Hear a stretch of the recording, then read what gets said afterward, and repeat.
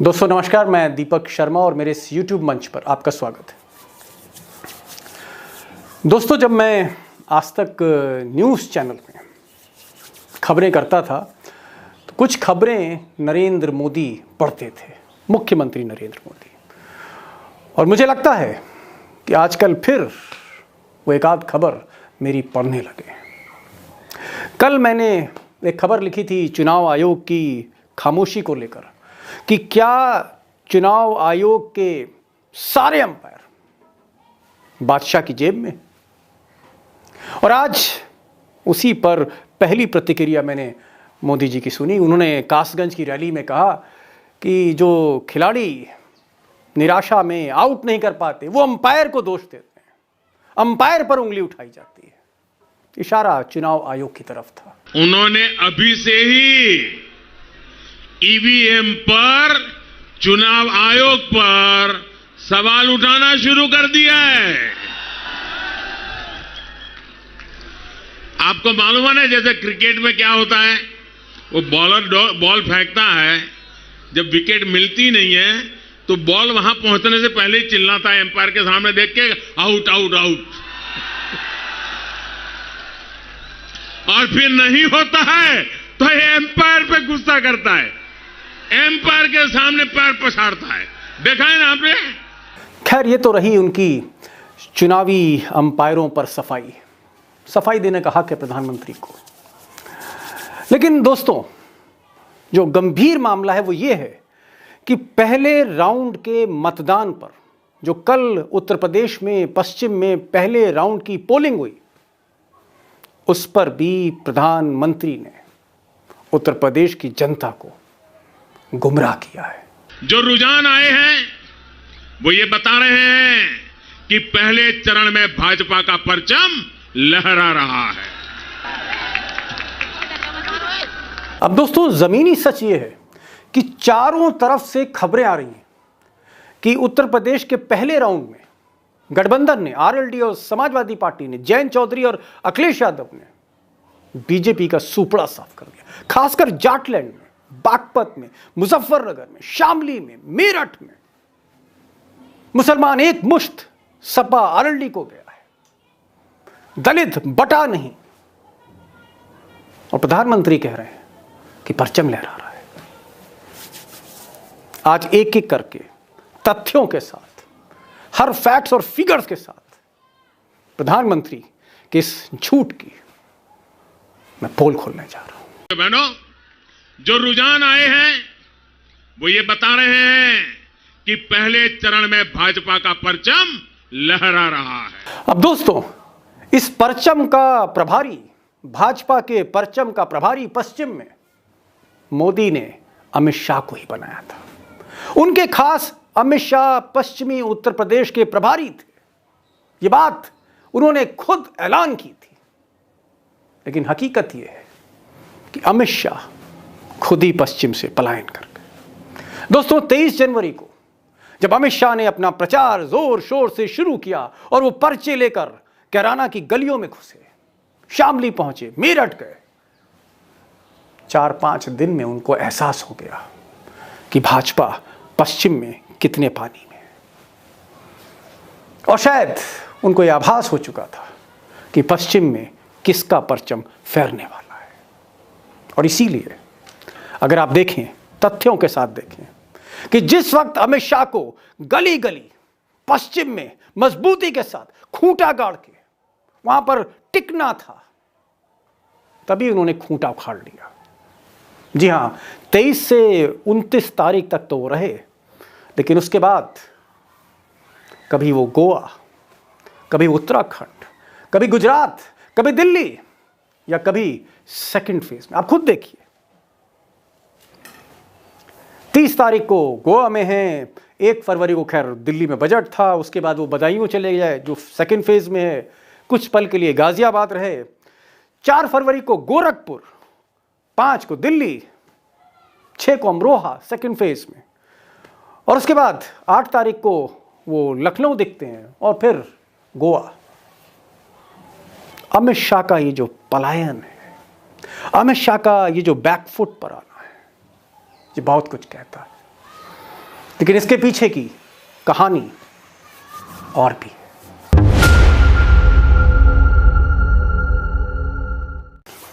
अब दोस्तों, अमित शाह एक गलती और कर गए। दरअसल जब उन्होंने पश्चिम में देखा कि बीजेपी एक बेहद कमजोर विकेट पर है, तो उन्होंने और योगी जी ने एक बार फिर से सांप्रदायिक ध्रुवीकरण कराने की कोशिश करी। कैराना में, शामली में, मुजफ्फरनगर में मुसलमानों और जाटों के बीच एक दरार डालने की कोशिश, और इस मकसद में योगी जी बहुत कुछ बोल गए। एक गर्मी जो अभी कैराना में और मुजफ्फरनगर में कुछ जगह दिखाई दे रही है ना, ये सब शांत हो जाएगी इसके बाद। अब योगी जी ने जानबूझकर या यूं कहें तैश में आकर ये जो गर्मी निकालने वाली बात पश्चिम में बोली थी, दरअसल उनका जो टारगेट था वो मुस्लिम थे, दबंग मुस्लिम थे, और ये जो गर्मी निकालनी थी ये मुसलमानों की गर्मी निकालने की बात कर रहे थे। लेकिन जयंत चौधरी, जी हाँ, चौधरी चरण सिंह के पोते, राजनीति में दक्ष जयंत चौधरी ने उसी गेंद पर, योगी की उसी लूज बॉल पर छक्का मार दिया, और उन्होंने मुसलमानों की जगह वो जो तीर था अपनी छाती में ले लिया। और योगी बाबा जो कह रहे हैं कि इनकी गर्मी निकाल दूंगा और मई जून में शिमला जैसी ठंड हो जाएगी, मुझे लग रहा है कि पिछले हफ्ते जो एक शीतलहर आई थी, इनका माथा बहुत बड़ा, इन्हीं को ठंड लग गई। अब दोस्तों, बात तो योगी जी ने कही थी मुस्लिम के लिए, लेकिन जैन की गुगली ऐसी थी कि जैन साहब ने कहा कि ये बात तो योगी जी जाटों के लिए कह रहे हैं, जाटों की गर्मी निकालना चाह रहे हैं। और जाट यूं तो जल्दी मुतमईन नहीं होता, लेकिन जब मुतमईन होता है तो फिर आग बबूला हो जाता है। और जाटों को लगा कि कहीं ना कहीं स्वाभिमान को छेड़ रहे हैं योगी आदित्यनाथ। ये अलग मुद्दे लेकर आते हैं, ये गर्मी सर्दी की बात करेंगे, ये हिंदू मुस्लिम जिंदा की बात करेंगे, वो चलेगा नहीं, ना जनता उस पर ट्रायल करना चाहती है। अब दोस्तों, जयंत चौधरी कूद गए, अखिलेश यादव कूद गए, नरेश टिकैत, खाप के चौधरी वो भी आ गए, राकेश टिकैत, किसान आंदोलन के नायक, उन्होंने जब कहना शुरू किया कि साहब जाटों का अपमान किया जा रहा है, जाटों की गर्मी निकालने की बात कही जा रही है, योगी चुनौती दे रहे हैं, भाजपा चुनौती दे रहे हैं जाटलैंड में जाटों को, इसका असर यह हुआ कि गांव तो गांव, शहर में भी जाट जिनका झुकाव बीजेपी की तरफ था, वो जाट शहर से धीरे धीरे भाजपा का पाला छोड़कर गठबंधन पर सवार होने लगा। और यहीं पर एक बहुत बड़ी गलती योगी से हो गई। और मैं इसलिए कह रहा हूं क्योंकि अगर आप आंकड़े देखें तो 2014 की भाजपा की प्रचंड जीत में, मोदी को प्रधानमंत्री बनाने की आप कह सकते हैं प्रयास में, जाटों का पश्चिम में बहुत बड़ा योगदान रहा। 77%, 2014 में 77% जाट मोदी के साथ गए। और जब मोदी की 2019 की लोकसभा में गिनती और बढ़ी, तब जाट 91%, 91% जाट बीजेपी के साथ गया। और यही जाट आज बीजेपी की गाड़ी से उतरकर गठबंधन पे आ गया है। अब योगी और शाह ने जब देखा कि ध्रुवीकरण में वो नाकाम हो रहे हैं, तो थोड़ा सा बैकफुट पर आए। लेकिन चाणक्य को एक तरकीब और सूझी, और उनको लगा कि अगर मायावती को थोड़ा सा आगे बढ़ाया जाए और ये मुस्लिम वोट स्प्लिट करा दें हाथी में और साइकिल में, यानी सपा और बसपा के बीच अगर मुसलमान स्प्लिट हो जाए तो कुछ बात बन सकती है, बीजेपी को कुछ राहत मिल सकती है। और इसीलिए एक स्टिंग ऑपरेशन जो हुआ था, जिस पर एक पूरा वीडियो बनाया था, दैनिक भास्कर का स्टिंग ऑपरेशन, उसमें चाणक्य के जो गेम प्लान है उसकी भनक आपको मिलती है कि किस तरह बीजेपी डील कर रही थी कि ज़्यादा से ज़्यादा मुसलमान बहुजन समाज पार्टी से पश्चिम में उतारे जाएं और फिर वो मुसलमान वोट स्प्लिट करें गठबंधन का। और ऐसा हुआ भी। कई मुस्लिम्स को टिकट मायावती ने मुजफ्फरनगर में, बागपत में, हर जगह दी है पश्चिम में। और यहां एक गलती फिर हुई। भाजपा वालों ने चाणक्य के कहने पर मायावती के कई पुराने वीडियो निकलवाए जिसमें वो सपा के लिए बहुत कुछ कह रही हैं, आपत्तिजनक बातें कर रही हैं, और वो वीडियो वायरल कराए गए। लेकिन मुसलमान जाग गया था। आराम से बन जाएगा, दूसरा ही खड़ा करेंगे, अर्थात सपा के दूसरे खड़े किए जाने वाले उम्मीदवार को हराने के लिए अपनी पूरी ताकत लगा देगी बीएसपी जो है। और इसके लिए चाहे पार्टी के विधायकों को इनके उम्मीदवार को हराने के लिए बीजेपी व अन्य किसी भी विरोधी पार्टी के उम्मीदवार को ही अपना वोट क्यों ना देना पड़ जाए तो भी देंगे। अब ये तो अमित शाह के गेम प्लान की बात है। चाणक्य की अपनी नीति के बारे में मैं बता रहा था आपको कि क्या क्या कोशिशें करी या साजिशें की जो नाकाम रही। लेकिन हकीकत में गठबंधन क्यों आगे है, बीजेपी का सुपड़ा साफ क्यों हुआ है, इन बातों के अलावा मैं आज चाहता हूं आपको तफसील से बताना, आसानी से बताना कि आपको ये जो सेमीफाइनल है उत्तर प्रदेश का, आपको सारी गणित सहजता से समझ में आ जाए। जो पर्दे के पीछे हो रहा है वो आज आप स्क्रीन पर देखें और मुतमईन हो, आपको भरोसा हो कि वाकई गठबंधन आगे है और क्यों आगे। अब दोस्तों, अगर हम ये फर्स्ट फेज का अगर मैप देखें तो आप देखेंगे कि जो ऊपर के क्षेत्र हैं जिसे आप जाटलैंड कहते हैं, तो ऊपर जाटलैंड है और नीचे ब्रजलैंड या ब्रज एरिया कह सकते हैं, ब्रज का एरिया, ब्रज क्षेत्र है। और ऊपर के ये जो जिले हैं, मुजफ्फरनगर है, शामली है, बागपत है, मेरठ है, यहाँ पर दरअसल जो समीकरण थे उस पर भी मैं बताऊंगा। और मैं ये भी बताऊंगा कि ये जो ब्रज क्षेत्र है वहाँ पर क्या घटा पहले चरण में।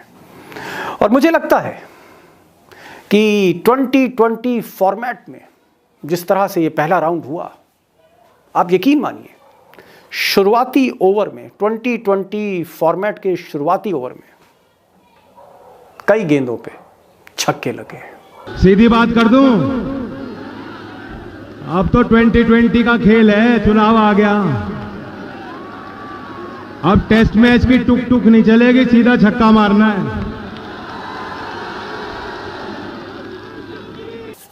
अब दोस्तों, हर सीट का एनालिसिस करना नामुमकिन है, कम से कम एक वीडियो में।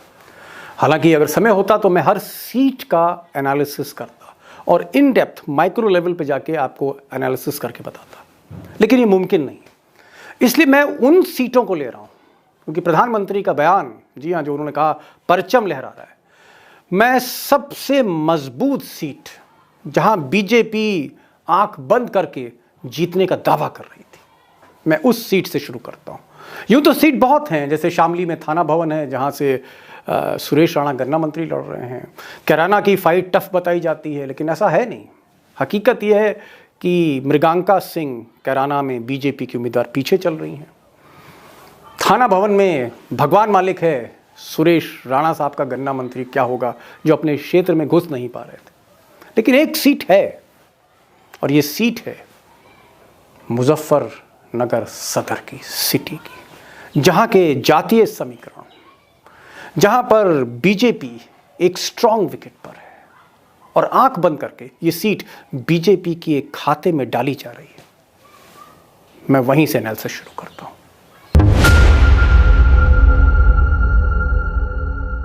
अब साहब ये तस्वीर देखिए, ये तस्वीर है बीजेपी के उम्मीदवार, 3 बार के बीजेपी के एमएलए और मौजूदा समय में skill development minister Kapil Dev Agarwal की।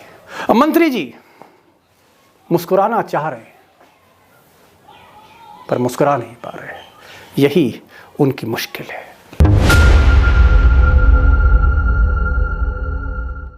अब क्योंकि मुझे इस सीट की एनालिसिस करनी है, इसलिए ये तो बताना होगा कि कपिल देव जी, जी हाँ, जो मंत्री जी हैं योगी के सबसे करीबी, उनके सामने कौन लोग हैं।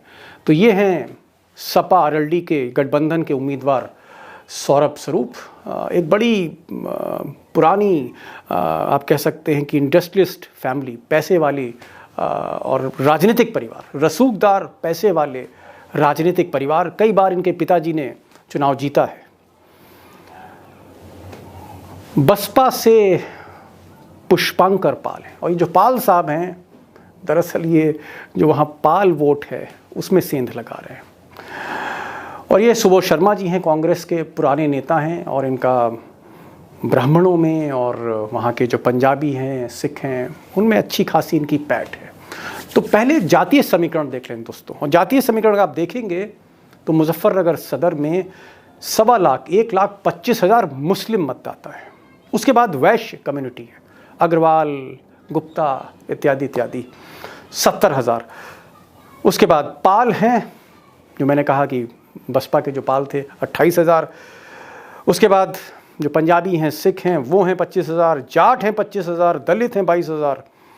और अगर आप देखें तो ब्राह्मण और त्यागी भी हैं, वो भी 24,000 के आसपास हैं। एक चीज़ और बता दें, पिछली बार कपिल देव को 97,000 वोट मिले थे और स्वरूप साहब जो थे, इनके भाई थे, उनको मिले थे 87,000।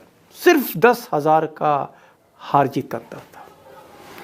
अब क्योंकि मुस्लिम एक मुश्त गठबंधन पे चला गया, एक सबसे बड़ा चंक 1,25,000 का, जो स्प्लिट नहीं करा पाया अमित शाह, और उधर वो वैश्य जो 100% बीजेपी में गया था या जाने की उम्मीद थी। सौरभ साहब के अपनी बिरादरी में जो उनका पीआर है, उनका जो जनसंपर्क है, आप मान के चलिए कि 10 से 15% सेंध इसमें लग रही। और उधर जाट, जी हाँ जाट, वो भी एक अच्छी खासी संख्या में है, वो भी गठबंधन पे जा रहा है। और पाल, पूरे पाल समेटना चाहते हैं। हालांकि पाल स्प्लिट हो रहा है, कुछ पाल बीजेपी में जा रहा है और कुछ पाल जो है वो बसपा में जा रहा है, और बाकी की कसर पूरी कर रहे हैं सुबोध शर्मा जी कांग्रेस के, और ये घात लगाए हुए हैं ब्राह्मण त्यागी पर। आप मान के चलिए, मैं ये नहीं कह रहा हूँ कि कांग्रेस वहाँ जीतने जा रही, नहीं, जीत के बिल्कुल करीब नहीं, इस गलतफहमी में मत रहिएगा, लेकिन वो नुकसान कर रही है। कांग्रेस और बसपा नुकसान कर रहे हैं कपिल देव साहब का।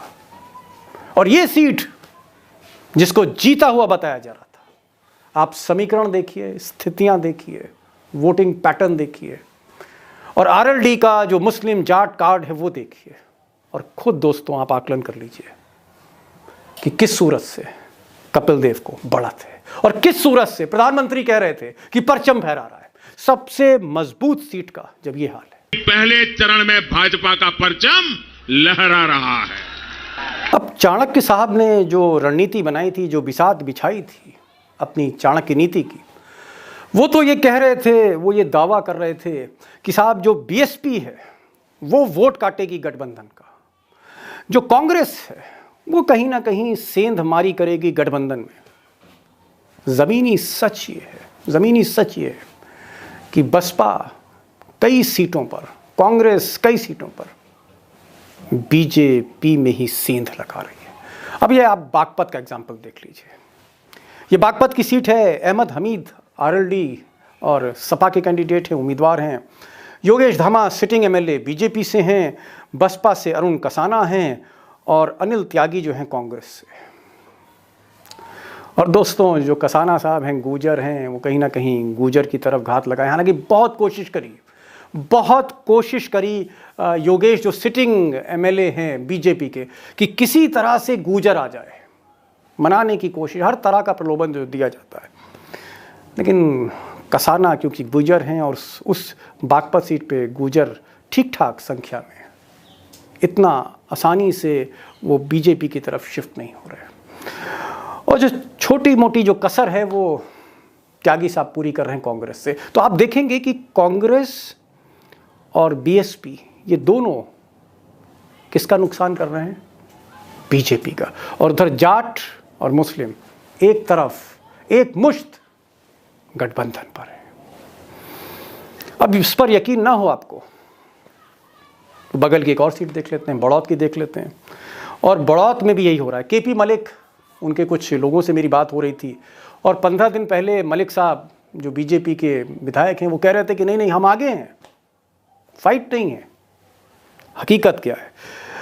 जयवीर तोमर जाट हैं आरएलडी सपा से, गठबंधन से।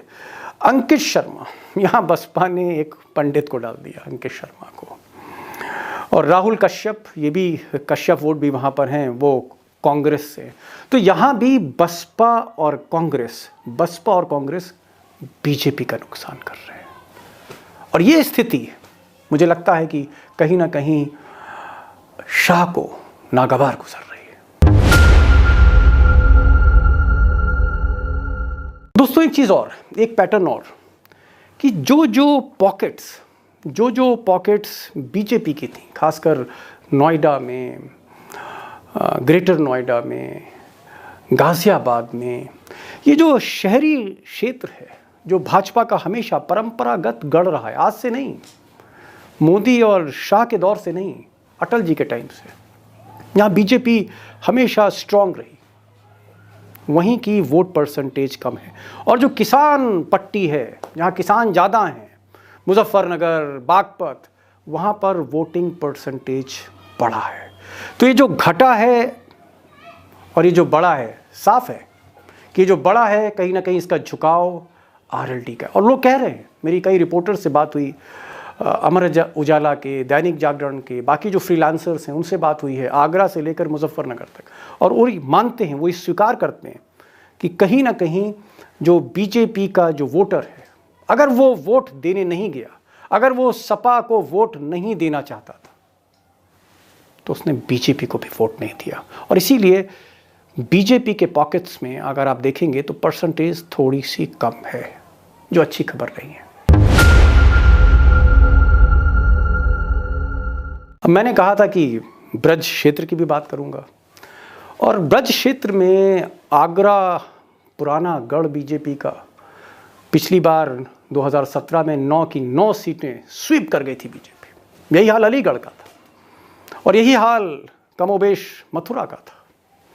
सबसे मजबूत गढ़ वो आगरा है, और उसकी एक सबसे बड़ी वजह यह है कि वहाँ धीरे धीरे जाट भी कम हो जाते हैं, जाट हैं वहाँ पर कम हो जाते हैं, और वहाँ पर आगरा में जो मुस्लिम हैं वो भी 11% आ जाते हैं। यानी वो मुस्लिम जो 30-35%, 40% तक हैं मुजफ्फरनगर में, मेरठ की तरफ, वो 11% आ जाते हैं। और ये सीट ट्रेडिशनली आप कह सकते हैं आगरा के चारों तरफ ये जो क्षेत्र है, ये हम पर हमेशा बोलबाला भाजपा का रहा है।